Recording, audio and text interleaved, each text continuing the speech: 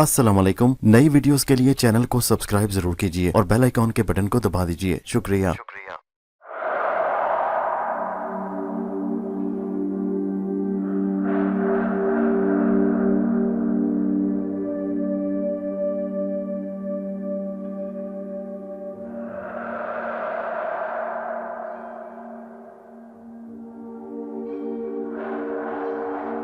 खिदमत है कहानी अंबरनाग मारिया की 24वीं किस्त जहरीली बांसुरी का पहला हिस्सा। मूर्ति चोर आधी रात को शाही महल की तरफ चल पड़ा। दिल में उसके ये धड़का जरूर लगा था कि कहीं मारिया उसका पीछा न कर रही हो या उसने किसी तरीके से शाही महल वालों को उसकी चोरी के बारे में खबरदार न कर दिया हो। यही वजह थी कि वो रात के अंधेरे में शहर की गलियों में दीवारों के साथ लग लग कर जा रहा था। हर मोड़ पर वो पीछे मुड़कर देख लेता और कान लगाकर घोड़े के टापों की आवाज़ सुनने की कोशिश करता कि कहीं मारिया गायब होकर उसके पीछे पीछे तो नहीं आ रही। उसे इत्मीनान हो गया था कि मारिया उसके ताक़ुब में नहीं है। शहर से बाहर निकलकर वो शाही महल की जानिब बढ़ने लगा। एक खाई में उसने घोड़े को बांध रखा था। होकर वो झील के ऊपर से होकर शाही महल के पीछे आ गया। उसने दीवार में एक जगह सुराख कर रखा था जिसे झाड़ियों में छुपा दिया गया था। मूर्ति ने जरा दूर ही दरख्तों में घोड़े को बांध दिया और दबे पांव रस्सी और झोला लेकर महल के दीवार के सुराख की तरफ बढ़ने लगा। रात बड़ी अंधेरी थी। शाही महल में कहीं कहीं शम्में जल रही थी।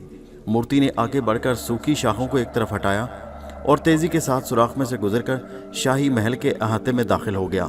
शाही महल के अंदर का सारा नक्शा उसके जहन में था। वो छुपता छुपाता पहले रोज वाली जगहों की बजाय दूसरे मकामात से होता हुआ उस बारादरी के पास आ गया जहाँ खजाना था। कल रात की तरह आज भी खजाने के कमरे के बाहर पहरा लगा था और 4 सिपाही मुसलसल गश्त कर रहे थे। मूर्ति ने बेहोश कर देने वाली दवाई रुमाल में टपकाकर उसे हाथ में थामा और पहले नंबर पर आने वाले सिपाही का इंतजार करने लगा। वो अंधेरे में छुपा खड़ा था। सिपाही गश्त करता हुआ उसके करीब से गुजरने लगा तो उसने रुमाल उसकी नाक पर रख दिया। दवाई की तेज बू से सिपाही उसी वक्त बेहोश हो गया। मूर्ति ने उसे अंधेरे में खींचकर उसका लिबास खुद पहना, तलवार लगाई और पहरेदार सिपाही बनकर गश्त करने लगा। गश्त लगाते लगाते जब वो खजाने के कमरे के पास से गुजरा तो उसने दरवाजे को धक्का देकर खोल दिया। दरवाज़ा खुलते ही वो अंदर दाखिल हो गया। कमरे में सिर्फ एक शम्मा रोशन थी जिसकी धुंधली धुंधली रोशनी में मूर्ति ने एक तरफ संदूक के ऊपर सांप के बुत को बैठे देखा।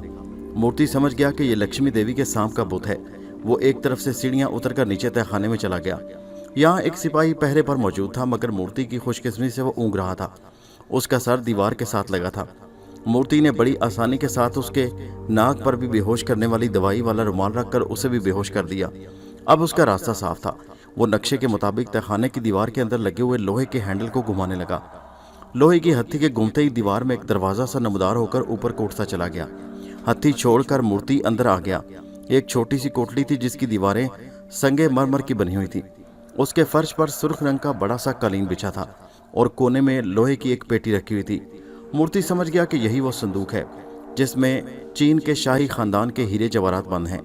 उसका दिल खुशी और खौफ के मिले जुले जज्बात से धड़कने लगा।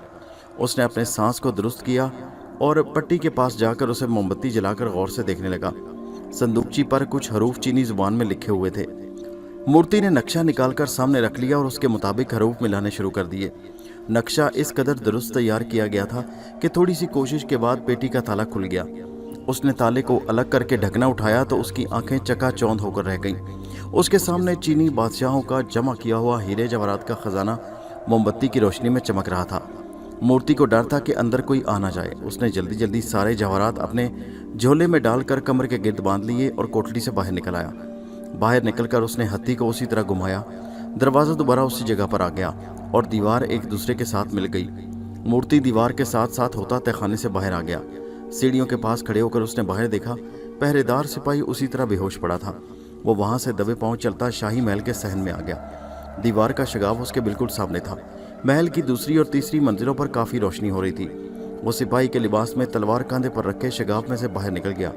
उसने इत्मीनान का सांस लिया। हर काम उसकी मर्जी के मुताबिक हो गया था। उसने हीरे चोरी कर लिए थे और अब वो आज़ाद था। उसे किसी ने गिरफ्तार नहीं किया था। वो खुशी खुशी उन दरख्तों की तरफ बढ़ने लगा जहाँ उसने अपने घोड़े को बांध रखा था। वो घोड़े पर सवार हुआ और उसे दौड़ाता हुआ शहर की तरफ रवाना हो गया। अब रात काफ़ी गुजर चुकी थी। शहर पर उसी तरह सन्नाटा और खामोशी छाई हुई थी। वो अंधेरी गलियों और बाजारों से होता हुआ पुरानी गली के मकान में आ गया। उसके साथी ने जब मूर्ति को देखा कि वो शाही जवाहरात चोरी करके ले आया है तो बेहद हैरान हुआ। क्योंकि ये बहुत ही मुश्किल काम था। उसने कहा, मूर्ति, तुमने बड़ी जुर्रत से काम लेकर हीरों पर डाका डाला है। सुबह होते ही शाही महल में सबको मालूम हो जाएगा कि शाही हीरे चोरी हो गए हैं। हर तरफ शोर मच जाएगा। बादशाह का गजब सारे शहर पर नाजिल होगा। घर घर की तलाशी ली जाएगी। न जाने कितने बेगुनाहों को फांसी पर चढ़ा दिया जाएगा। इसलिए मेरे ख्याल में तुम्हारे लिए भी यही बेहतर है कि तुम जितनी जल्दी हो सके रातों रात शहर से निकल जाओ। मूर्ति ने कहा, तुम्हारी सब बातें ठीक है, लेकिन ये बताओ कि अगर मैं यहाँ से निकल भी जाऊँ तो दीवारें चीन किस तरह पार करूँगा? वहाँ चीनी सिपाहियों को भी खबर मिल जाएगी कि शाही हीरे चोरी हो गए हैं। वो एक एक मुसाफिर की बार बार तलाशी लेंगे और उसके सामान की पड़ताल करेंगे। ऐसी हालत में मेरा वहाँ से निकलना बहुत मुश्किल बात होगी और वो लोग ज़रूर मुझे पकड़कर बादशाह के हवाले कर देंगे। साथी ने पूछा, फिर क्या किया जाए? मूर्ति ने कहा, मेरा ख्याल है कि हीरों को उसी मकान में किसी जगह छुपा दिया जाए और जब हालात ज़रा ठंडे हो जाएं तो चीन से फरार हो जाए। साथी बोला, यहाँ हीरों को तुम किसी जगह पर नहीं छुपा सकते, इसलिए कि बादशाह के सिपाही हर घर के कमरे की तलाशी लेंगे और ज़मीन को खोद कर भी देखेंगे। मेरी मानो तो इस अंधेरे में ही यहाँ से निकल जाओ और बाकी वक्त किसी जंगल में बसर करो और फिर किसी रात को किसी वीरान और नामालूम मकाम पर से कमंद मारकर दीवारें चीन को पार करने की कोशिश करो। मूर्ति सोच में पड़ गया। उसके साथी का मशवरा भी ठीक था। वहां रहकर उसके पकड़े जाने और दर्दनाक मौत मरने का खतरा बहुत ज्यादा था। जंगल में वो किसी न किसी जगह पर छुपकर अपना बचाव कर सकता था और फिर वो दीवारें चीन के साथ साथ चलकर किसी वीरान मकाम पर से पहरेदारों की नजरें बचाकर कमंद की मदद से दीवार के दूसरी तरफ जा सकता था। उसने बेहतरी इसी में सोची कि इससे पहले कि शाही महल में हीरों की चोरी का शोर मच जाए और शहर पर क़यामत टूट पड़े, वो कहते कि शहर से भाग जाए। मूर्ति बोला, बहुत अच्छा दोस्त, मैं यहाँ से अभी कूच करता हूँ। मैं यहाँ रहकर तुम्हारी ज़िंदगी भी खतरे में नहीं डालना चाहता। मूर्ति उसी वक्त घोड़े पर सवार हुआ, थोड़ा बहुत खाने का सामान रखा और कहते शहर की वीरान और सुनसान गलियों बाजारों से होता हुआ बाहर निकल आया। शहर से बाहर आते ही उसने घोड़े को उस सड़क पर डाल दिया जो हरे भरे खेतों और दरख्तों के दरमियान से होती दीवारें चीन की तरफ चली गई थी। वो सारी रात सफ़र करता रहा। सुबह के वक्त वो एक छोटे से दरिया के लकड़ी के पुल से गुजरा तो दाएं जानिब एक जंगल शुरू हो गया। वो थक गया था, चुनाचे एक जगह आराम करने के लिए रुक गया। दूसरी तरफ सुबह हुई तो पहरेदार सिपाही को होश आया। उसने देखा कि ज़रा फासले पर शाही जवाहरात के कमरे वाला पहरेदार भी बेहोश पड़ा था। उसने उसे होश में लाने की कोशिश शुरू कर दी। होश में आने के बाद दोनों हत्थी घुमाकर कमरे में आए तो सामने शाही जवाहरात का संदूक खाली पड़ा था। खौफ के मारे उनमें से एक कमज़ोर दिल सिपाही तो उसी वक्त बेहोश होकर धड़ाम से फर्श पर गिर पड़ा। दूसरा सिपाही उसे बेहोश ही छोड़कर भागा। उसने बाहर आकर शोर मचाना शुरू कर दिया, हीरे चोरी हो गए, शाही खजाने के हीरे चोरी हो गए। महल में हर तरफ हाहाकार मच गई। सारे महल के पहरेदार खजाने के कमरे की तरफ भागे। बादशाह फमांचू को जब यह भयानक खबर मिली तो वो तख्त पर बैठे बैठे लरस गया। उसका चेहरा गुस्से से सुर्ख हो गया। उसने अपनी तलवार म्यान से खींची और उसे दीवार पर मारकर चीखा, रात होने से पहले पहले अगर चोर को हीरों समेत गिरफ्तार करके मेरे सामने ना लाया गया तो मैं फौज के सिपा सलार और उसकी बीवी बच्चों को जिंदा दीवार में चुनवा कर दीवार को आग लगा दूंगा। फौज का सिपा सलार तो कांप कर रह गया। उसे अच्छी तरह मालूम था कि बादशाह फमांचू मजाक में नहीं कह रहा। अगर उसने चोर और हीरे ना पकड़े तो बादशाह वाकई उसे और उसके बाल बच्चों को जिंदा दीवार में चुनवा देगा। उसे लोगों की ज़बरदस्त हिमायत हासिल थी। लोग बादशाह को जालिम होने के बावजूद खुदा का आसमानी देवता समझकर उसकी पूजा करते थे। उसकी हर बात पत्थर पर लकीर बन जाती और लोग उसे आसमानी बात समझकर उस पर ईमान ले आते। सिपा सलार ने अपनी फौज के काबिल और बर्क रफ्तार दस्ते को तलब किया और उसे कहा कि वो शहर से बाहर दीवारें चीन की तरफ रवाना हो जाए। रास्ते में हर मुसाफिर की तलाशी ले। दीवारें चीन के तमाम सिपाहियों को चोरी के बारे में खबरदार कर दे। रास्ते में किसी भी जगह रुक कर क़याम न करे। दस्ता उसी वक्त तेज तरार घोड़ों पर सवार होकर बिजली की तरह उड़ता हुआ शहर से बाहर निकल गया। दूसरी तरफ उसने सारे शहर को घेरे में ले लिया। लोगों को शहर से बाहर जाना और बाहर से किसी आदमी का शहर में आना बंद कर दिया गया। हजारों की तादाद में फौज ने घर घर की तलाशी लेनी शुरू कर दी। कहते कि गली कूचों में मकानों के फर्श खोदे जाने लगे। हर कोई परेशान था कि किसी ने हीरे चुराकर उनके घर में ही दफन न कर दिए हों। दोपहर तक आधे से ज़्यादा शहर के मकानों को खोद कर रख दिया गया। हजारों लोगों की बार बार तलाशी ली जा चुकी थी। दूसरी तरफ शाही फौज का बर्क रफ्तार दस्ता घोड़ों को सर पर दौड़ाता सड़क पर सफ़र कर रहा था। रास्ते में सिपाही खेतों और जंगल में फैल गए थे। उन्हें जहाँ कहीं भी कोई किसान, कोई लकड़हारा, कोई गडरिया, कोई मुसाफिर दिखाई देता वो उसे रोक कर उसकी तलाशी लेते और फिर आगे को दौड़ जाते। मूर्ति भी सड़क के किनारे से जरा हट कर एक जंगल में आराम कर रहा था। वो सारी रात का जागा हुआ था। اس لیے اسے اب نیند آ گئی تھی۔ شاہی فوج کے سپاہی بغیر رکے بڑی تیزی سے سفر کرتے آ رہے تھے، اس لیے وہ بھی اس جنگل میں پہنچ گئے جہاں ایک جھاڑیوں کے پیچھے مورتی چور ہیروں کا جھولا اپنے نیچے رکھے گہری نیند سو رہا تھا۔ غافل چور کو بالکل جاگ نہ آئی۔ شاہی فوجی 3 لکڑیوں میں بٹ کر سفر کر رہے تھے۔ 2 دستے سڑک کے دائیں بائیں چل رہے تھے اور ایک دستہ سڑک کے درمیان میں سفر کر رہا تھا۔ بائیں طرف والے سپاہی جنگل میں دائیں بائیں تیز نظروں سے دیکھتے آگے بڑھ رہے تھے۔ ان کے ناک انسان کی بو سونگھنے کی کوشش کر رہے تھے۔ گھوڑوں کی آواز سے مورتی کی آنکھ کھل گئی۔ وہ ہڑبڑا کر اٹھ بیٹھا اور جھاڑیوں میں چھپ کر شاہی فوج کے دستے کو ایک قطار میں جنگل میں سے گزرتے دیکھنے لگا۔ وہ سمجھ گیا کہ ہیروں کی چوری کا سب کو علم ہو چکا ہے اور یہ سپاہی اس کی تلاش میں نکلے ہیں۔ وہ جھاڑیوں کی اوٹ میں ہو کر بیٹھ گیا۔ وہ اپنی طرف سے بالکل محفوظ ہو کر بیٹھا تھا کہ اسے اپنے پیچھے گھوڑے کے ہنرانے کی آواز آئی۔ مورتی نے پیچھے مڑ کر دیکھا تو چونک پڑا۔ اس کی تو جان ہی نکل گئی۔ ایک خونخوار چہرے والا سپاہی اسے گھور رہا تھا۔ کون ہو تم؟ مورتی نے ہاتھ جوڑ کر کہا، حضور سرکار میں ایک مسافر ہوں۔ سپاہی نے بگل بجا کر باقی سپاہیوں کو وہاں طلب کر لیا۔ اب تو مورتی کے جسم کا خون سرد پڑنے لگا۔ موت اس کے سر پر آن پہنچی تھی۔ ہیروں کا جھولا اس کی کمر کے ساتھ بندھا ہوا تھا۔ سپاہیوں نے اسے گھیرے میں لے لیا۔ سردار نے کہا، اس کی تلاشی لی جائے۔ فوراً 2 سپاہی گھوڑے پر سے اترے اور انہوں نے مورتی کی تلاشی لینی شروع کر دی۔ وہاں زیادہ تلاشی لینے کی ضرورت ہی نہیں تھی۔ دوسرا ہاتھ مارنے پر ہی انہوں نے جھولا اس کی کمر سے کھول کر پکڑ لیا۔ اس میں کیا ہے؟ مورتی چور نے ہکلاتے ہوئے کہا، اس میں کچھ نہیں سرکار۔ سپاہیوں نے جھولے کو کھولا تو دنگ رہ گئے۔ خوشی سے ان کی چیخیں نکل گئیں۔ شاہی ہیرے مل گئے تھے۔ انہوں نے بگل بجا کر دوسرے دستے والوں کو اطلاع دی کہ چوری کا مال مل گیا۔ تمام کے تمام سپاہی وہاں آن موجود ہوئے۔ اسی وقت مورتی چور بے ہوش ہو کر زمین پر گر چکا تھا۔ سپاہی مورتی چور کو لے کر واپس کیتھے کی طرف روانہ ہوئے۔ وہ اسی سڑک پر جا رہے تھے جس سڑک پر ماریا گھوڑے پر سوار دیواریں چین کی طرف آ رہی تھی۔ اسے امبر اور ناگ کی تلاش تھی جو چینی لڑکی کو لے کر شنگھائی پہنچ گئے تھے۔ سپاہیوں نے مورتی کو زنجیروں میں جکڑ رکھا تھا۔ اب اسے ہوش آ گیا۔ اسے موت اپنے سامنے نظر آ رہی تھی۔ دنیا کی کوئی طاقت اسے اب موت سے نہیں بچا سکتی تھی۔ اس کا رنگ زرد تھا اور دل خوف سے لرز رہا تھا۔ اس نے جرم بھی بہت بڑا کیا تھا۔ چوری کرنا بھی بہت بڑا جرم ہے اور پھر شاہی محل کے ہیرے چوری کرنا ایک ایسا جرم تھا جسے کوئی معاف نہیں کر سکتا تھا۔ سپاہی بڑی سڑک پر چین کے دارالحکومت کیتھے کی طرف بڑھے جا رہے تھے کہ راستے میں ماریا نے انہیں دیکھا۔ ماریا کیتھے کی طرف سے دیواریں چین کی طرف آ رہی تھی۔ ماریا سپاہیوں کو دیکھ سکتی تھی جبکہ سپاہی ماریا کو ہرگز نہیں دیکھ سکتے تھے، کیونکہ جیسے آپ کو معلوم ہے کہ ماریا کو جادو کے زور سے غائب کر دیا گیا تھا۔ ماریا ایک جگہ سڑک کے کنارے کھڑی ہو گئی۔ اس نے دیکھا کہ سپاہیوں نے مورتی کو زنجیروں میں جکڑ کر گھوڑے پر باندھ رکھا ہے۔ وہ سمجھ گئی کہ مورتی شاہی ہیروں کی چوری کے سلسلے میں گرفتار کر لیا گیا ہے۔ وہ اس کے انجام سے واقف تھی۔ اس نے ایک لمحے کے لیے بھی مورتی چور کو بچانے کے بارے میں نہ سوچا۔ حالانکہ وہ چاہتی تو اسے سپاہیوں کے چنگل سے چھڑا سکتی تھی۔ وہ غائب تھی اور غائب رہ کر بہت کچھ کر سکتی تھی، مگر اس نے کچھ نہ کیا کیونکہ وہ چاہتی تھی کہ چور کو اس کی چوری اور گناہگار کو اس کے گناہ کی سزا ملے۔ وہ سڑک کے کنارے درخت کے نیچے گھوڑے پر بیٹھی مورتی کو زنجیروں میں جکڑے سپاہیوں کے ساتھ جاتے دیکھتی رہی۔ جب وہ چلے گئے تو ماریا نے اپنے گھوڑے کو پھر سے سڑک پر ڈال دیا اور آگے بڑھنا شروع کر دیا۔ وہ صبح سے سفر کر رہی تھی۔ راستے میں ایک رات اس نے ایک جگہ جنگل میں بسر کی جہاں سے وہ صبح منہ اندھیرے اٹھ کر چل پڑی تھی۔ چلتے چلتے اسے پھر شام ہو گئی اور بھوک نے تنگ کرنا شروع کر دیا۔ بھوک مٹانے کے علاوہ ایک اور سوال کسی جگہ رات بسر کرنے کا تھا۔ اس کے ارد گرد یا تو میدان تھے جن میں گھاس اگا تھا اور یا کہیں کہیں درختوں کے جھنڈ تھے۔ دور ایک مقام پر اسے بانس کے جھونپڑے سے دھواں نکلتا نظر آیا۔ اس نے سوچا کہ وہاں ضرور کوئی نہ کوئی رہتا ہوگا۔ وہ اس جھونپڑے کی طرف چل پڑی۔ جھونپڑے کے قریب آ کر اسے معلوم ہوا کہ وہاں کوئی بھی نہیں ہے۔ جھونپڑی کا دروازہ آدھا کھلا تھا۔ اس نے گھوڑے کو ایک طرف آڑ میں باندھا۔ اس کے نیچے اترتے ہی گھوڑا ظاہر ہو گیا، یعنی اب وہ غائب نہیں رہا بلکہ سب کو نظر آ سکتا تھا۔ ماریا جھونپڑے کے پاس آ کر رک گئی۔ اس نے جھونپڑی کے ادھ کھلے دروازے میں سے اندر جھانک کر دیکھا۔ وہ بڑی حیران ہوئی کہ وہاں کوئی عورت یا مرد نہیں تھا۔ جھونپڑی بالکل خالی تھی۔ اینٹوں کے بنے ہوئے چولہے میں آگ جل رہی تھی۔ آگ پر کڑاہی میں گرم پانی ابل رہا تھا۔ ماریا جھونپڑے کے اندر داخل ہو گئی۔ یہاں کسی قسم کا کوئی خاص سامان نہیں تھا۔ زمین پر بانس کی ایک چارپائی بچھی ہوئی تھی۔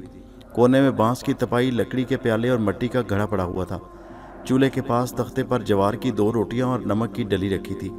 ماریا کو اور تو کچھ نہ سوجھا۔ اس نے روٹی کھانی شروع کر دی۔ نمک کے ساتھ روٹی کھا کر اس نے ٹھنڈا پانی پیا اور چارپائی پر لیٹ کر سوچنے لگی کہ جس نے یہ آگ جلائی ہے وہ کہاں ہے۔ اس نے اٹھ کر ادھر ادھر کھڑکی میں سے جھونپڑی کے باہر بھی دیکھا۔ وہاں نہ آدم تھا نہ آدمزاد۔ ہر طرف جنگل اور اجاڑ سناٹا چھایا ہوا تھا۔ وہ چیزوں کو الٹ پلٹ کر دیکھنے لگی۔ मालूम होता है कि ये किसी गरीब लकड़हारे का घर है। कोने में एक कुल्हाड़ी भी पड़ी हुई थी। मारिया फिर चारपाई पर आकर लेट गई। शाम डूब चुकी थी और अंधेरा फैलना शुरू हो गया था। मारिया ने उठकर मशल को रोशन कर दिया।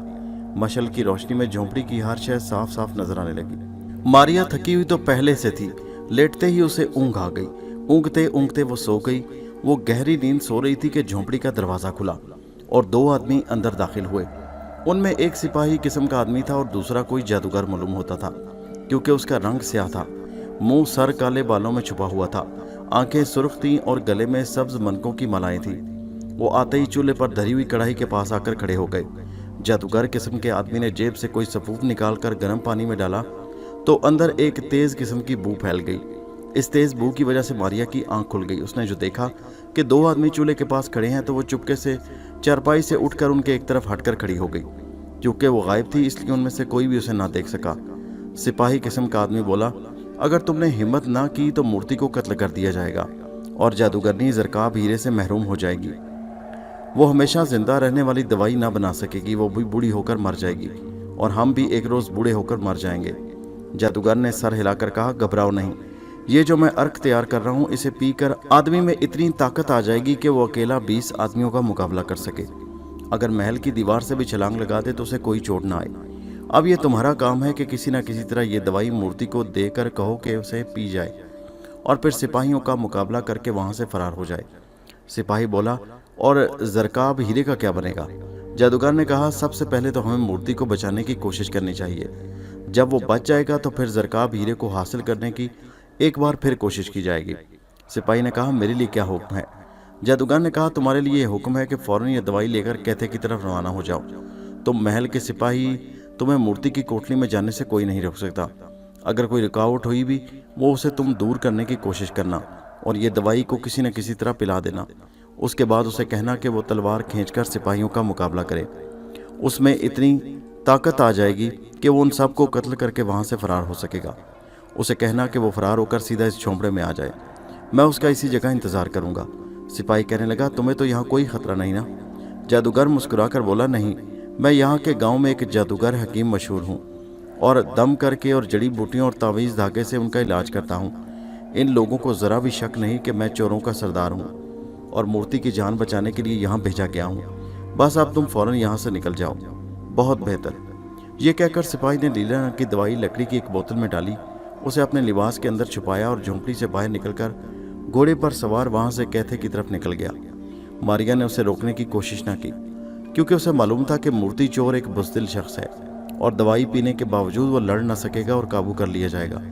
फिर उसे यह भी मालूम था कि मूर्ति शाही कैदी है, वो बादशाह के ख़ास तहखाने में कैद होगा और सिपाही उस तक दवाई लेकर ना पहुंच सकेगा। बहरहाल उसने उसी झोंपड़े में रात बसर करने का फैसला कर लिया। उसे ये भी ख्याल था कि अगर मूर्ति की किस्मत में है कि उसकी जान बच जाए तो उसे क्या पड़ी है कि मूर्ति को हिलाक करती फिरे। अब सवाल ये था कि वह झोंपड़ी में कहाँ सोए। जादूगर कितने पानी में था ये मारिया को इस बात से ही मालूम हो गया था कि उसे जादूगरनी की तरह पता ही न चल सका कि झोंपड़े के अंदर मारिया गैबी हालत में मौजूद है। वो बड़े आराम से झोंपड़ी में एक तरफ घास पर लेट गई और बड़े गौर से देखने लगी कि नकली जादूगर क्या करता है। जादूगर ने सिपाही के जाते ही कटोरे का ढकना उठाकर जो देखा तो जवार की दोनों रोटियां गायब थीं। ये रोटियां तो मारिया खा गई थी। वो बड़ा हैरान हुआ कि अभी तो वो 2 रोटियां छोड़ गया था वहाँ, फिर वो कहाँ चली गई। उसने सर खुजाते हुए सोचा कि कहीं उसने खा तो नहीं ली, मगर ये कैसे हो सकता है कि वो रोटी खाए और उसे एहसास ना हो। उसके अलावा उसे भूख भी उसी तरह लगी हुई थी। वो किसी फैसले पर ना पहुंच सका कि रोटियां कहाँ चली गईं। उसने एक संदूक में से सेब और अंगूर निकाल कर चारपाई पर रखे और बैठकर बड़े मज़े से उन्हें खाने लगा। अंगूर और सेब देखकर मारिया के मुंह में भी पानी भर आया। वो चुपके से उठकर जादूगर के पास जाकर खड़ी हो गई।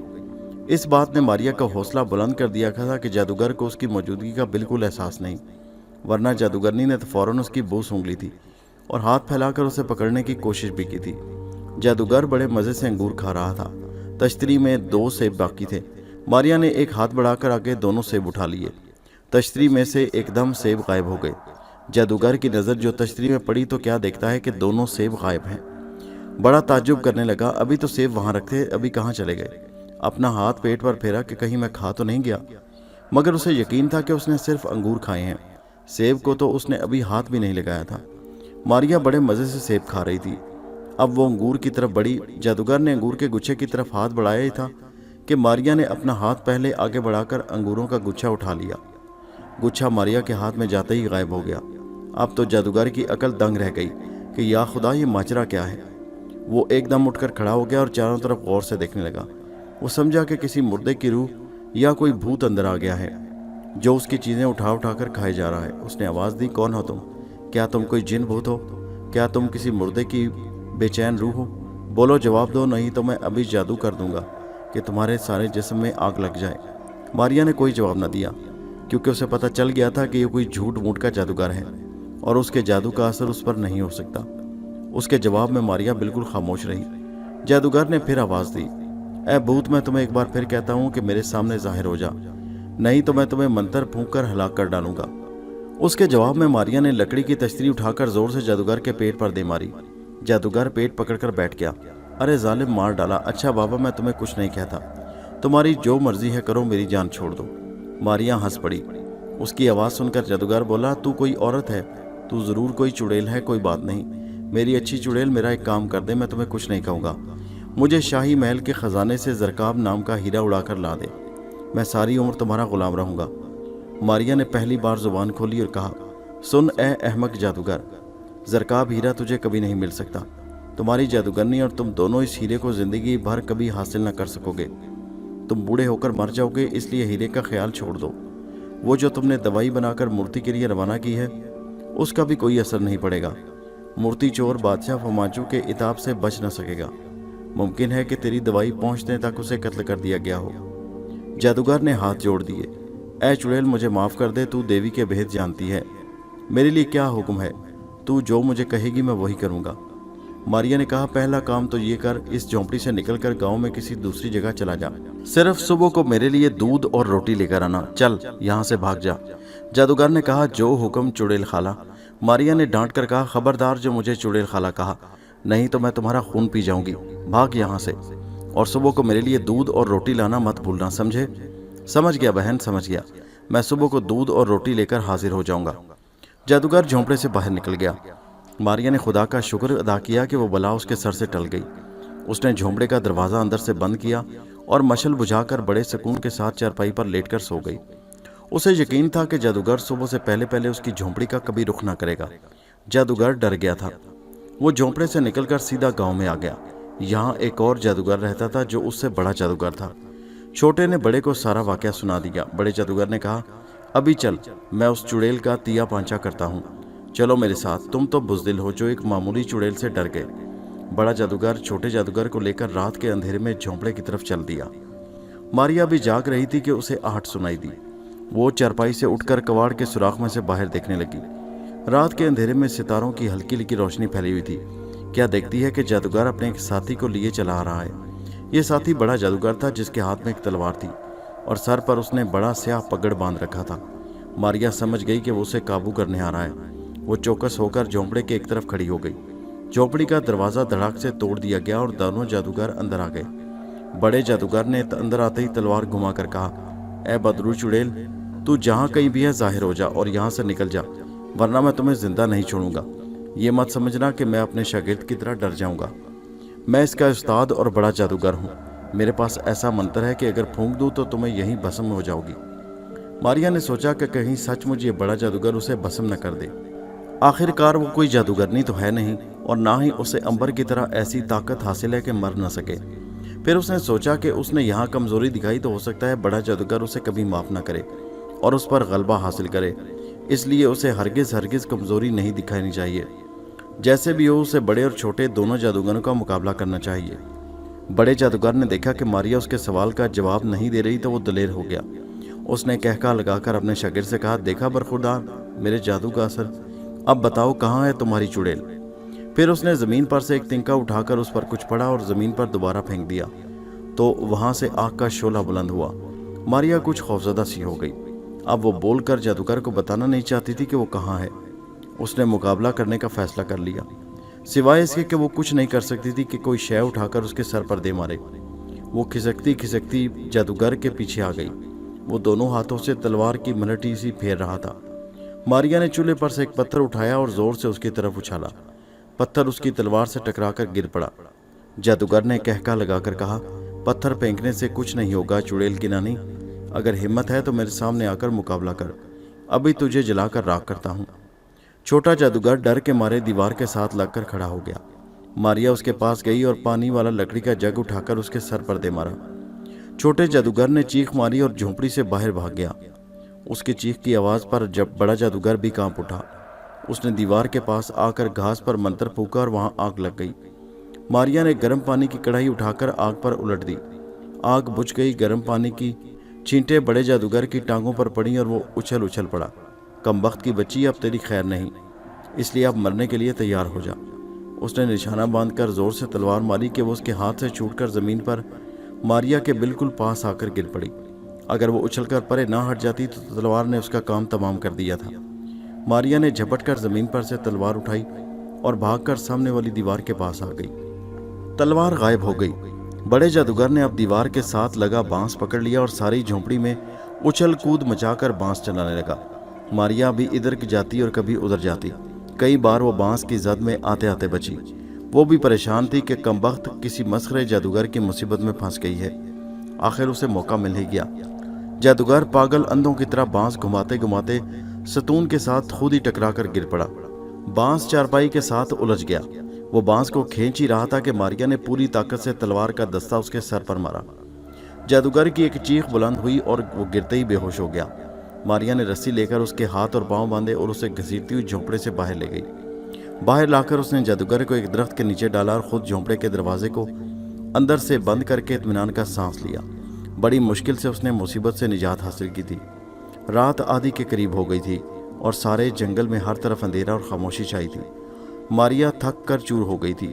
बड़े जादूगर की उसने मशकें कसनी थी और छोटे जादूगर के बारे में उसे यकीन था कि वो इतना डर गया है कि अब वहाँ नहीं आएगा। चुनाचे वो चारपाई पर गिरते ही बड़े मज़े से सो गई। जब उसकी आंख खुली तो दिन चढ़ाया था। उसने सबसे पहला काम ये किया कि उठकर दरवाज़ा खोला और बाहर देखा। वहाँ बड़ा जादूगर नहीं था। वो डर गई। कमबख्त अगर रात को मारिया की चारपाई पर हमला कर देता तो यकीनन मर चुकी थी। लेकिन बड़ा जादूगर भी डर गया था। उसका जादू भी उसे जवाब दे गया था। आधी रात को उसका शागिर्द उसे उठाकर ले गया था। मारिया ने उठकर बाहर चश्मे पर मुंह हाथ धोया, रात की बची हुई रोटी खाई और झोंपड़े से निकलकर दरख्तों के पिछले झुंड में उस जगह आ गई जहां उसने अपना घोड़ा बांधा था। वो ये देखकर हैरान रह गई कि वहां उसका घोड़ा मौजूद नहीं था। उसे जादूगर खोलकर अपने साथ ले गया था। मारिया को बड़ा सख्त गुस्सा आया। वो जल भुनकर गांव की तरफ चल पड़ी कि अभी जाकर जादूगर से अपना घोड़ा वापस लेती है। गांव में 10-12 कच्चे पके मकान बने हुए थे। वो एक एक मकान को बाहर से तकने लगी कि उसका घोड़ा कहाँ बंधा है।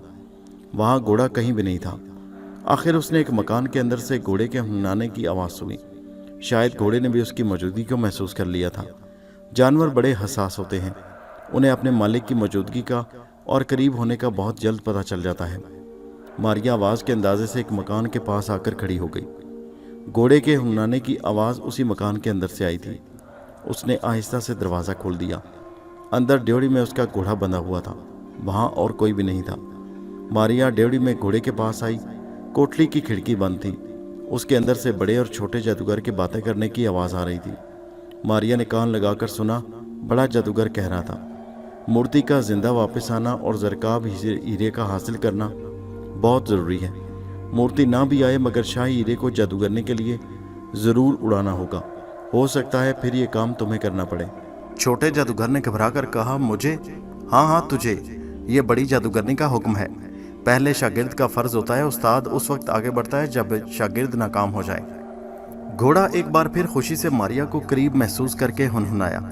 उसकी आवाज़ पर दोनों जादूगर कोठली से बाहर आ गए मगर इस अरसे में मारिया उसकी पीठ पर सवार हो चुकी थी और उसके सवार होते ही घोड़ा गायब हो गया था।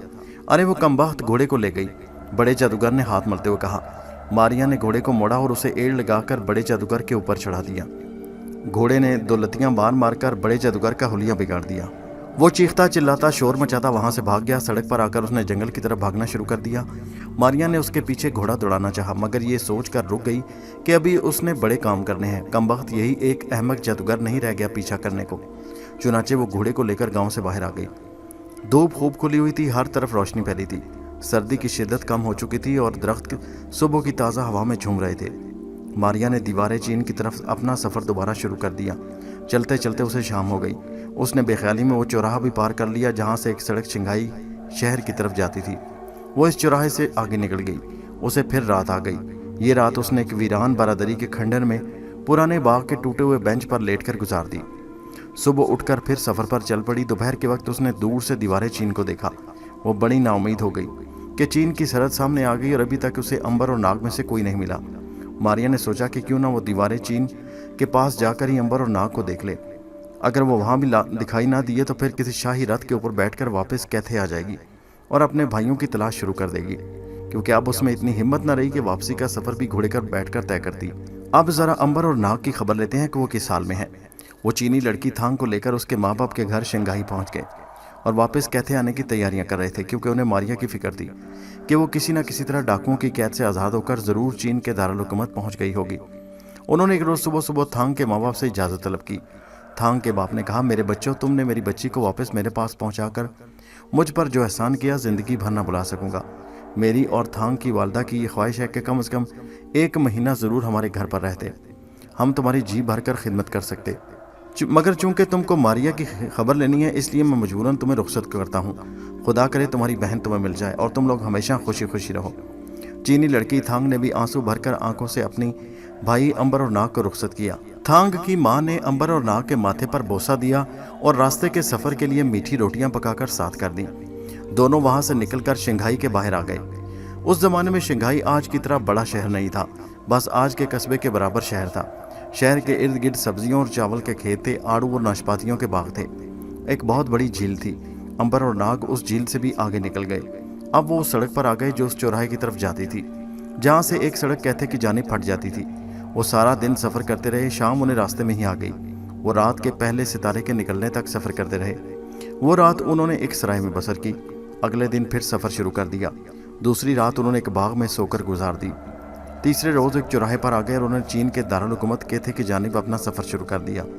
वो 2 दिन और 2 रातें सफ़र करते रहे और चौथे रोज़ चीन के दारुल हुकूमत कैथे में आ गए।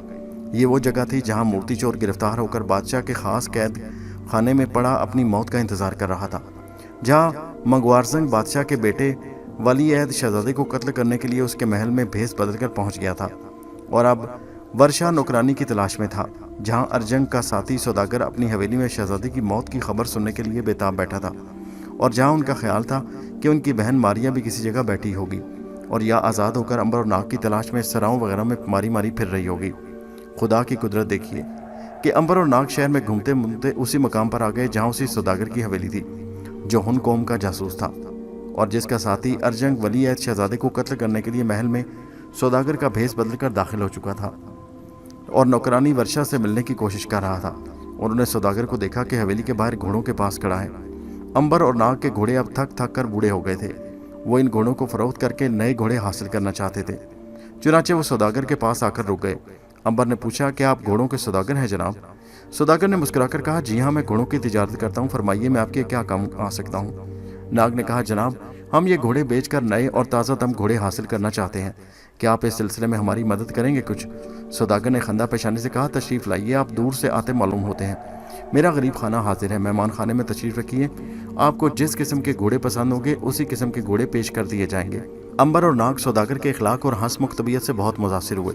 फिर उन्होंने अपने बारे में सिवाय इसके और कुछ न बताया कि वो जड़ी बूटियों की सौदागरी करते हैं और यहाँ ये मालूम करने आए हैं कि इस किस्म की तिजारत के यहाँ पर कितने इम्कानात हैं। सौदागर ने अंबर को मुख्तलिफ किस्म के घोड़े दिखाए।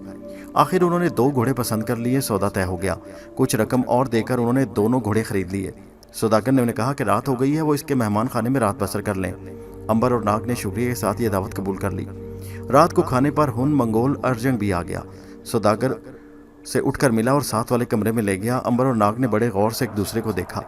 अंबर ने नाग से कहा कि मुझे इस आदमी पर हुन कौम के जासूस होने का शक हो रहा है, तुम जाकर पता करो कि वो अंदर क्या बातें कर रहे हैं।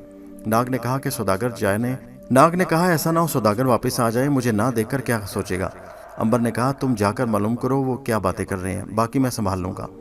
नाग चुपके से उठा और सांप का रूप बदलकर साथ वाले कमरे में जाकर उस मर्तबान के पीछे चुपकर सौदागर और हुन जासूस की बातें सुनने लगा। सौदागर पूछ रहा था, कहो क्या हुआ, तुम अपनी मुहिम में कामयाब हुए या नहीं? हुन जासूस ने सर पर से लोहे का खुद उतारते हुए कहा, यह क्यों कर हो सकता है कि अर्जंग एक मुहिम पर जाए और नाकाम लौट कर आए? मैं अपनी मुहिम में कामयाब होकर लौटा हूँ। तो क्या तुमने शहजादे वलीअहद को कत्ल कर दिया? अर्जंग ने मुस्कुरा कर कहा, यह काम इतना आसान नहीं जितना तुम समझ रहे हो। बहरहाल मैंने जहर वर्षा नौकरानी के हवाले कर दिया, वो मौका मिलते ही वलीअहद शहजादे को वो जहर दे देगी। सौदागर ने कहा, चलो ये काम तो तकरीबन पूरा हुआ। वर्षा एक होशियार जासूसा है, वो ये काम बड़ी खूबी से सर अंजाम देगी, मगर जहर देने में देर किस बात की थी अर्जंग? अर्जंग बोला, सिर्फ इस बात की देर थी कि मलका शहजादे को साथ लेकर सेहत अफजा पहाड़ होची पर चली गई है।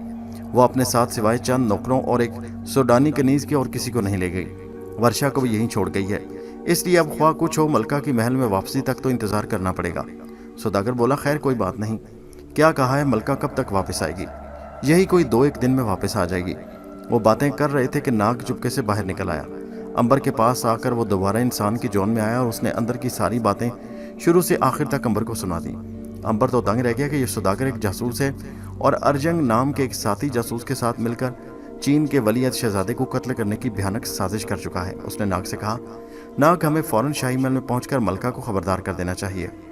मगर मलका तो सेहत अफजा पहाड़ पर गई है, हमें उसकी इत्तला बादशाह फमांचू को कर देनी चाहिए। नाग ने कहा, नहीं, इस तरह सौदागर को शक होगा। हम रात यहाँ आराम करेंगे, कल सुबह नाश्ता करके यहाँ से निकलेंगे ताकि किसी को जरा सा भी शक ना हो। अंबर बोला, जैसे तुम्हारी मर्जी। इतने में सौदागर भी मुस्कुराता अंदर से बाहर आ गया, उसके साथ अर्जंग भी था। सौदागर ने अर्जंग का तारुफ यूं करवाया कि ये मेरे बड़े भाई अर्जंग है, ये तिब्बत में घोड़ों की सौदागरी करते हैं। अर्जंग ने बारी बारी अंबर और नाग से हाथ मिलाया। नाग ने कहा, आपसे मिलकर हमें बड़ी खुशी हुई। अंबर ने कहा, आपके छोटे भाई साहब ने हमें बड़े उम्दा घोड़े दिए हैं, उम्मीद है आपको भी पसंद आए होंगे। अर्जंग ने मुंह बनाकर कहा, हाँ घोड़े अच्छे हैं। फिर उसने सौदागर से कहा, जरा अंदर आकर मेरी एक बात तो सुन जाओ। सौदागर अर्जंग के साथ उठकर अंदर चला गया। अंदर आते ही अर्जंग ने कहा, ये कौन लोग हैं? ये मेरे पास घोड़े खरीदने आए थे, घोड़े खरीद लिए तो मैंने हस्बे आदत इन्हें यहाँ ठहरने की इजाज़त दे दी। अब रात हो गई है, सुबह चले जाएंगे। अर्जंग ने भवें सुकेड़ कर कहा, मुझे इन पर शक है, ये मुझे दुश्मन मालूम होते हैं। सौदागर ने कहा, तुम्हें कैसे एहसास हुआ? इनमें से एक नौजवान को मैंने पहले भी कहीं देखा है। बहरहाल इसमें ज़रा सा भी शुबा नहीं कि ये हमारे दुश्मन हैं, और कोई अजब नहीं कि वो हमारी जासूसी करने यहाँ भेजे गए होंगे और उन्हें हमारी साजिश का भी इल्म हो चुका हो। सौदागर डर गया, अगर ये बात है तो हमें उनका काम तमाम कर देना होगा, ये लोग तो हमारे लिए बड़ी तबाही का बायस बन सकते हैं।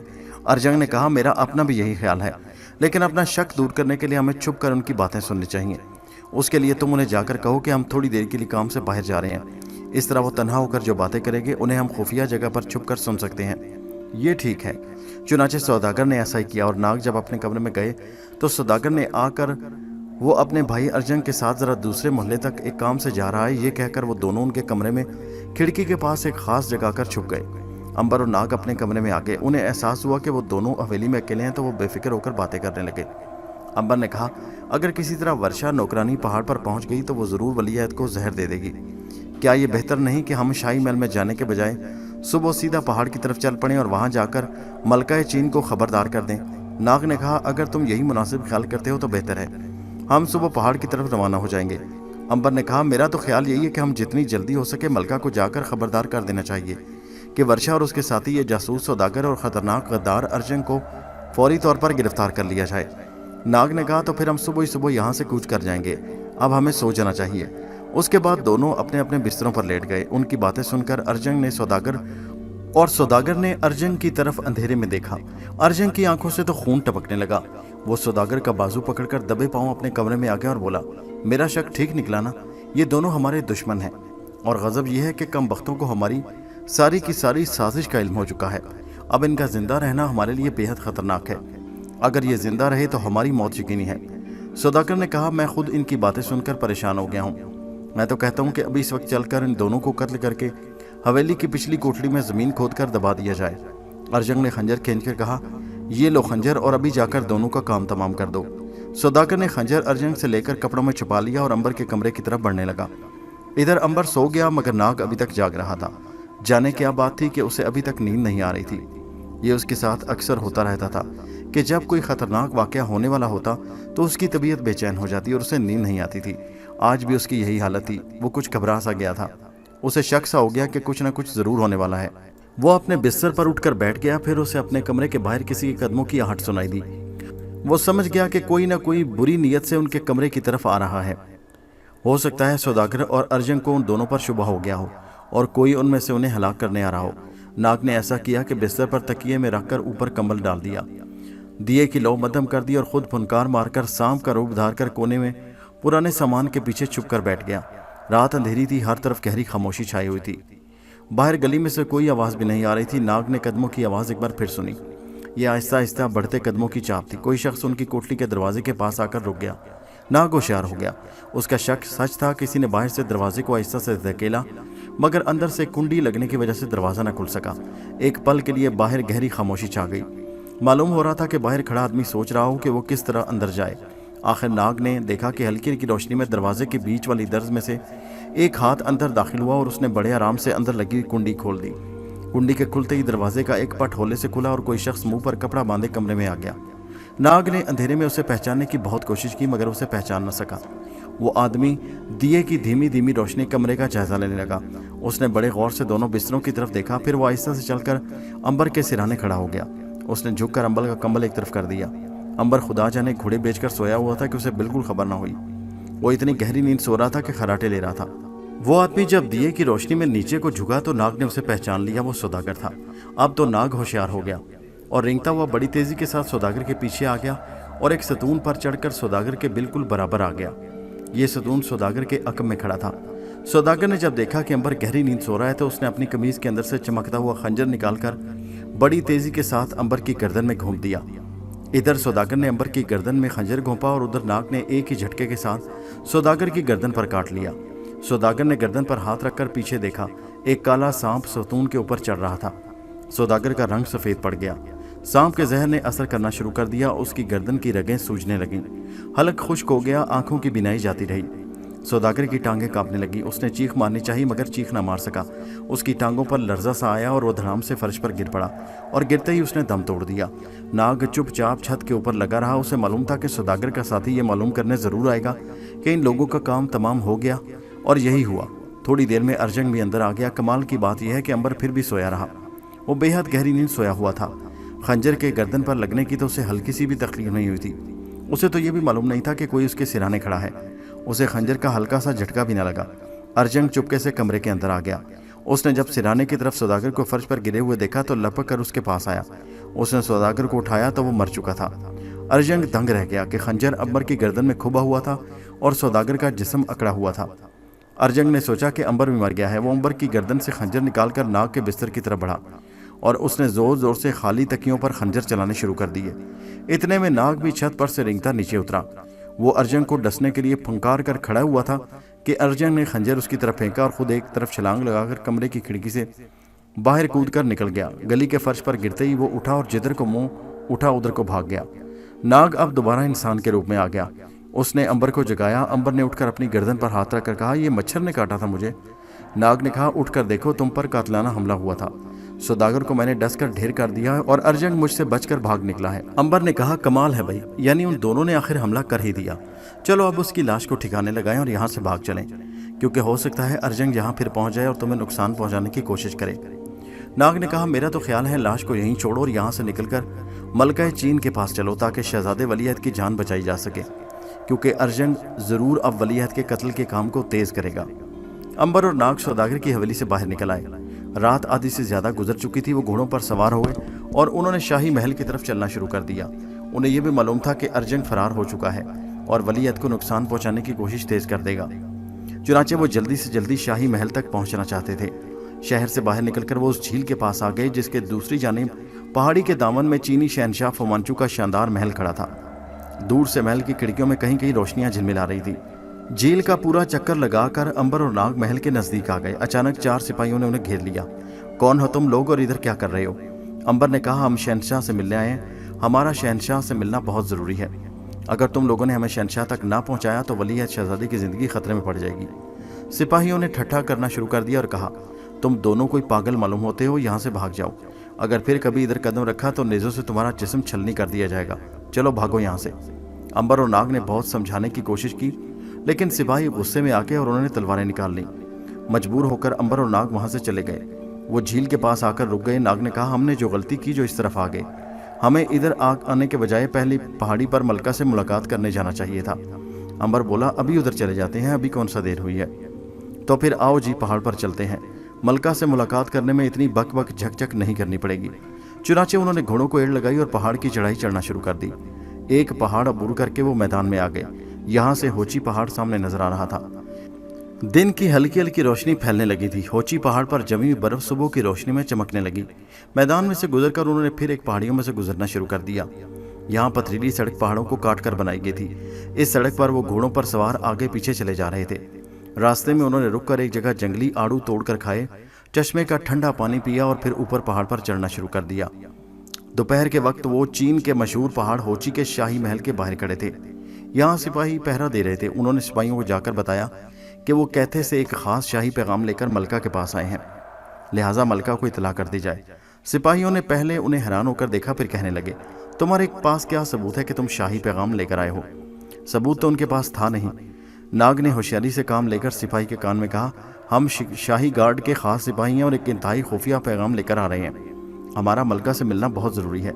सिपाही ने कहा, तुम लोग यहाँ ठहरो, मैं मलका की इजाज़त के बगैर तुम्हें उनके पास नहीं भेज सकता। मैं खुद जाकर मलका की इजाज़त हासिल करता हूँ। अंबर और नाग शाही महल की ड्योढ़ी में बैठ गए। सिपाही अंदर चला गया। मलका उसी वक्त सोकर उठी थी और गुस्ल करने के बाद वली-ए-अहद शहजादे को दूध पिला रही थी। सिपाही शाही हरम के बाहर खड़ा इंतजार करता रहा। थोड़ी देर बाद कनीज ने आकर कहा, मलका सलामत ने तुम्हें तलब किया है। सिपाही ने अपना तलवार और तीर कमान एक तरफ रखे और निगाहें झुकाकर शाही हरम में दाखिल हुआ। मलका सलामत वली-ए-अहद शहजादे के सुनहरी बालों में कंघी कर रही थी। सिपाही झुककर सलाम करके खड़ा हो गया। क्या पैगाम लेकर आए वो लोग? सिपाही ने कहा, मलका अलिया, वो कहते हैं पैगाम बेहद ज़रूरी है और उसमें से किसी की ज़िंदगी और मौत का सवाल है। मलका चीन ने भवें उठाकर सिपाही की तरफ देखा। ऐसी कौन सी बात हो गई है? खैर, उन लोगों को मेरे हजूर पेश करो। बेहतर मलका अलिया। सिपाही उल्टे कदमों वापस निकल गया। ड्योढ़ी में आकर उसने अंबर से कहा, तुम लोग खुशकिस्मत हो कि मलका ने तुम्हें अपने हजूर तलब किया है। अपने सारे हथियार यहाँ रख दो और हरम में जाकर मलका अलिया की खिदमत में हाजिर हो जाओ।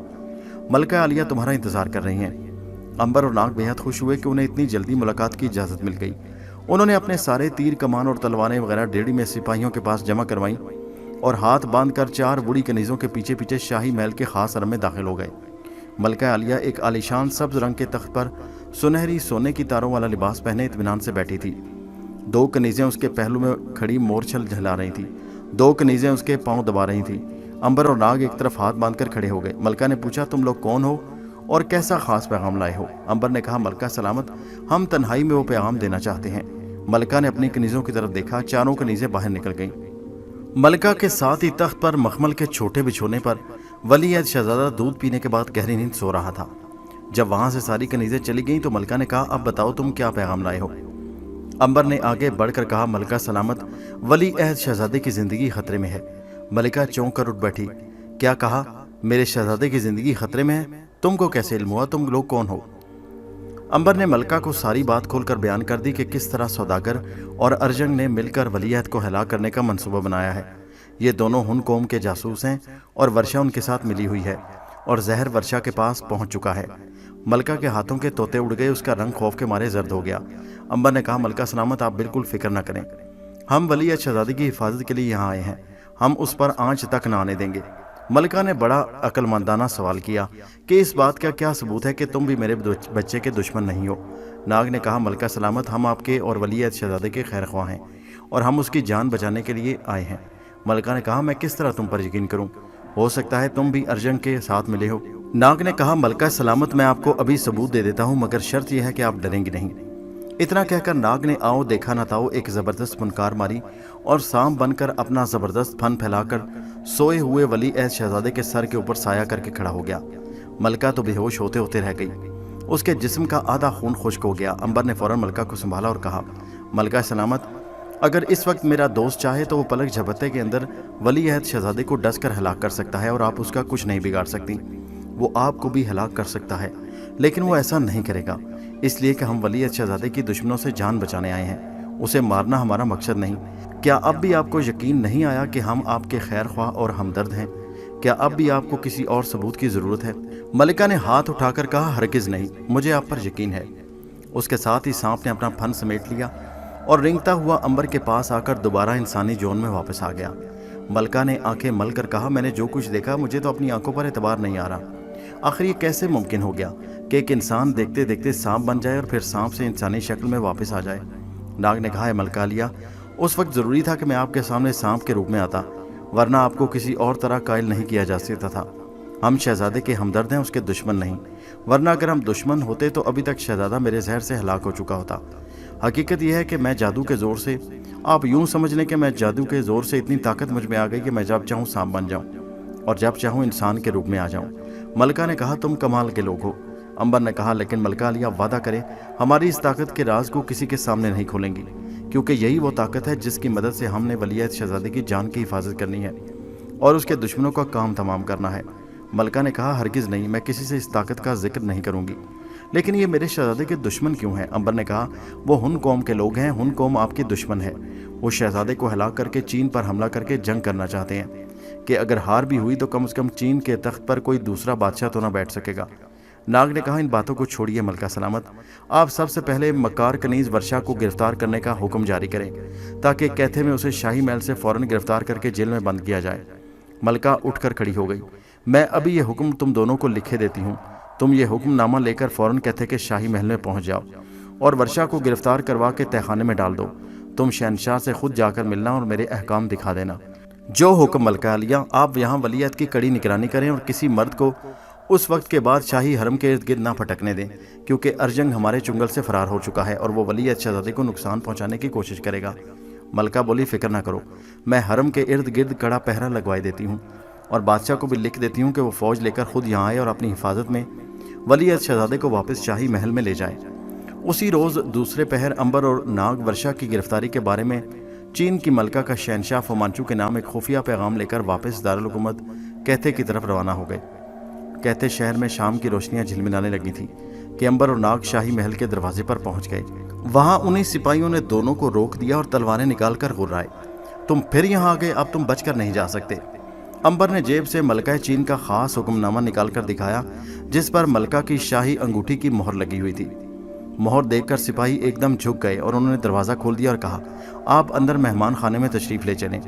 امبر اور ناگ گردنیں اٹھائے بڑی شان سے گھوڑوں پر سے اترے۔ اپنے گھوڑے انہوں نے سپاہیوں کے حوالے کیے جیسے وہ ان کے نوکر ہوں اور شاہی مہمان خانے میں آ کر بیٹھ گئے۔ فوراً شاہی اجازت نامے کے ساتھ شہنشاہ فومانچو کے حضور میں اطلاع کر دی گئی۔ تھوڑی دیر بعد بادشاہ نے انہیں اپنے خاص کمرے میں طلب کر لیا۔ امبر اور ناگ پہلی بار شہنشاہ چین کے سامنے کھڑے تھے۔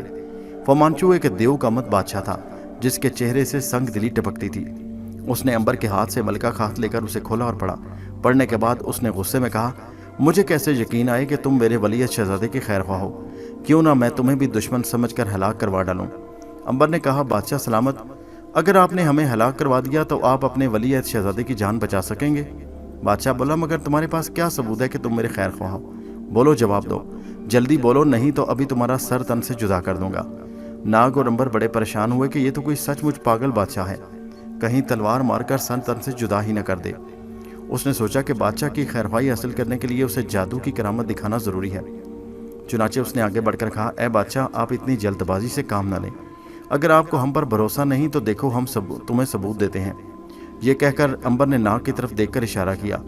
ناگ پھنکار مار کر سانپ کے روپ میں آیا اور اس نے لپک کر بادشاہ کی گردن کے گرد چکر ڈال کر اسے بے بس کر دیا۔ امبر نے کہا اگر سانپ چاہے تو آپ کو ایک پل میں ڈس کر آپ کا کام تمام کر سکتا ہے۔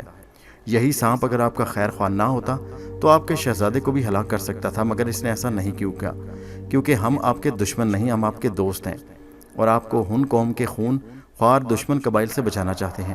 کیا اب بھی آپ کو ہماری نیت پر شبہ ہے؟ اس عرصے میں بادشاہ کا برا حال ہو رہا تھا۔ اس کی گردن کے گرد کنڈلی مارے سانپ پھن پھیلائے بیٹھا تھا اور بادشاہ کی آنکھوں کے پاس اپنا پھن پھیلا کر جھوم رہا تھا۔ بادشاہ کی گردن کی رگیں خشک ہو گئی تھیں اور وہ اس قابل بھی نہیں رہا کہ آواز دے کر کسی کو بلا سکے۔ وہ سانپ کو بھی نہیں پکڑنا چاہتا تھا کہ کہیں وہ اسے ڈس نہ لے۔ اس کی جان مصیبت میں پھنس گئی، لیکن اس کے ساتھ ہی اسے بات کا یقین آ گیا کہ یہ دونوں نوجوان اس کے دشمن نہیں بلکہ اس کے خیر خواہ ہیں اور ولیعہد شہزادے کی جان بچانا چاہتے ہیں۔ بادشاہ نے ہاتھ کے اشارے سے کہا کہ وہ ان پر یقین کرتا ہے۔ امبر نے ناگ کو اشارہ کیا۔ ناگ بادشاہ کی گردن سے اتر کر نیچے آ گیا۔ نیچے آ کر اس نے پھنکار ماری اور دوبارہ انسان کی جون میں آ کر اس نے بادشاہ کو جھک کر سلام کیا اور کہا اے بادشاہ، ہم تمہارے خیر خواہ ہمدرد ہیں، ہم پر بھروسہ کرو۔ بادشاہ نے امبر اور ناگ کے ہاتھ چوم لیے اور کہا میں آج سے تمہیں اپنا بہترین دوست سمجھتا ہوں، تم نے جو کہا میں اس پر ایمان لاتا ہوں۔ میں ابھی ورشا کے قتل کا حکم دیتا ہوں، تم شاہی محل میں میرے خاص مہمان بن کر رہو گے۔ بادشاہ تلوار کھینچ کر خود ورشا کنیز کو قتل کرنے چل پڑا، لیکن مکار کنیز ورشا بھی ہوشیار ہو چکی تھی۔ اسے ارجنگ نے خاص آدمی کے ذریعے پیغام بھجوا دیا تھا کہ اس کی زندگی خطرے میں ہے۔ اس لیے فوراً محل چھوڑ کر ویران کھنڈروں میں پہنچ کر اس کا انتظار کرے۔ ورشا کو جب ارجن کی یہ اطلاع ملی تو اس کے پاؤں تلے سے زمین نکل گئی۔ اس کا مطلب یہ تھا کہ اس کا راز فاش ہو چکا ہے اور وہ بادشاہ فمانچو کے قہر اور ظلم سے اچھی طرح واقف تھی۔ اس نے ارجن کا پیغام ملتے ہی اپنے کمرے میں جا کر لباس بدلا اور محل کے خفیہ راستے سے نکل کر باہر آ گئی۔ باہر پہرے دار نے اسے روک لیا۔ کون ہو تم اور کہاں جا رہی ہو؟ ورشا نے چہرے کا نقاب اٹھا کر اسے دیکھا اور ڈانٹ کر کہا، تم ملکہ کی خاص کنیز کو بھی نہیں پہچانتے؟ میں ورشا ہوں اور بادشاہ کے خاص حکم سے ایک ضروری کام پر جا رہی ہوں۔ سپاہی نے جھک کر ادب سے سلام کیا اور کہا، معافی چاہتا ہوں، مجھ سے غلطی ہو گئی۔ اور ورشا محل کی دیوار سے گزر کر جھیل کے عقب والے درختوں میں سے ہوتی ویران کھنڈروں میں پہنچ گئی۔ وہ بڑی پریشان تھی اور مڑ مڑ کر پیچھے دیکھ رہی تھی کہ کہیں کوئی اس کا پیچھا تو نہیں کر رہا۔ ویران کھنڈر میں آ کر اس نے ارجن کی تلاش شروع کر دی۔ وہ ایک پرانی خستہ دیوار کے قریب سے پھونک پھونک کر قدم اٹھاتی گزر رہی تھی کہ پیچھے سے ارجن نے اس کے کندھے پر ہاتھ رکھ دیا۔ ورشا کے منہ سے چیخ نکل گئی۔ ارجن نے فوراً اس کے منہ پر ہاتھ رکھ دیا۔ گھبراؤ نہیں، یہ میں ہوں ارجن، تمہارا دوست۔ ورشا نے اطمینان کا سانس لے کر کہا، تم نے تو میری جان نکال دی تھی۔ یہ بتاؤ کہ ہمارا راز کیسے فاش ہوا؟ وہ کون ہے شخص جس نے ہماری سازش کو بے نقاب کر دیا؟ ہم نے تو بڑی رازداری سے کام لیا تھا، کہیں گھوڑوں کے سوداگر نے غداری تو نہیں کی؟ ارجن نے کہا، اس بیچارے نے تو ہماری خاطر اپنی جان کی قربانی دے دی۔ اگر وہ جان قربان نہ کرتا تو اس وقت تمہیں بچانے کے لیے میں بھی زندہ نہ ہوتا۔ اور پھر ارجن نے اسے ساری کہانی الف سے یہ تک سنا ڈالی کہ کس طرح امبر نام کا ایک سوداگر اپنے دوست ناگ کے ساتھ گھوڑے خریدنے آئے اور کس طرح چھپ کر انہوں نے ہماری باتیں سن لیں اور پھر وہاں سے ملکہ چین کو باخبر کرنے کا منصوبہ بنایا۔ پھر کس طرح سوداگر نے انہیں قتل کرنا چاہا مگر خود سانپ کے ڈسنے سے ہلاک ہو گیا۔ میں نے بڑی مشکل سے کھڑکی سے چھلانگ لگا کر اپنی جان بچائی، ورنہ اس موذی سانپ نے مجھے بھی نہیں چھوڑنا تھا۔ ورشا گہری سوچ میں پڑ گئی۔ پھر اب کیا ہوگا؟ ہم اپنی ہن قوم کے سردار کو جا کر کیا منہ دکھائیں گے؟ اگر ہم ولی عہد کو قتل کیے بغیر واپس چلے گئے تو سردار ہمیں زندہ نہیں چھوڑے گا۔ ارجن نے کہا، تم فکر نہ کرو۔ ارجن نے کبھی شکست کا منہ نہیں دیکھا۔ ہم کوئی اور سازش کریں گے مگر ولی عہد کو ہلاک کر کے ہی دم لیں گے۔ ورشا نے کہا، اور سازش کیا ہو سکتی ہے؟ سارے محل میں لوگ میری شکل سے واقف ہو گئے ہیں، میں اب محل میں نہیں جا سکتی۔ اگر محل میں کسی نے مجھے دیکھ لیا تو وہ میری تکہ بوٹی کر دیں گے، بلکہ فمانچو خود میری تکہ بوٹی کر کے آدم خوروں کی طرح بھون کر کھا جائے گا۔ ارجن نے کہا، بھی کچھ روز ہمیں صبر سے کام لینا ہوگا، دوسری سازش ضرور تیار کی جائے گی اور اس دفعہ ہم اپنی سازش میں کسی کو شریک نہیں کریں گے اور ناکام نہیں ہوں گے۔ ورشا نے کہا، وہ تو ٹھیک ہے، مگر سوال یہ ہے کہ ہم اس شہر میں کس جگہ چھپ کر رہیں؟ بادشاہ تو سارے شہر میں ہمیں شکاری کتے چھوڑ کر تلاش کروائے گا، اس کی نظروں سے کیسے بچیں گے؟ تم میرے ساتھ آؤ۔ یہاں سے 7 کوس کے فاصلے پر ایک پہاڑی غار ہے، وہاں میں اکثر چھپا کرتا ہوں۔ اس غار کا منہ ایک تالاب کے کنارے ڈھلوان میں ہے اور وہاں گھنی جھاڑیاں اگی ہیں۔ ہم ابھی وہاں کچھ روز جا کر چھپتے ہیں، پھر جب حالات اچھے ہو گئے تو کسی دوسری جگہ چلے جائیں گے۔ اتنی دیر میں بھی کوئی مناسب ٹھکانہ تلاش کر لوں گا۔ ورشا نے کہا، ٹھیک ہے، اب اس کے سوا اور چارہ بھی کیا ہے؟ جلدی چلو یہاں سے، بادشاہ کے سپاہی ابھی ہماری تلاش میں نکل کھڑے ہوں گے۔ دونوں گھوڑے پر سوار ہوئے اور غار کی طرف چل پڑے۔ دوستو، یہ کہانی جاری ہے، اس کا اگلا حصہ نیکسٹ ویڈیو میں ملاحظہ کیجیے۔ نیچے کمنٹ میں بتائیے کہ کہانی آپ کو کیسی لگی اور ہمارے چینل حیدر وائس کو سبسکرائب کیجیے۔ شکریہ۔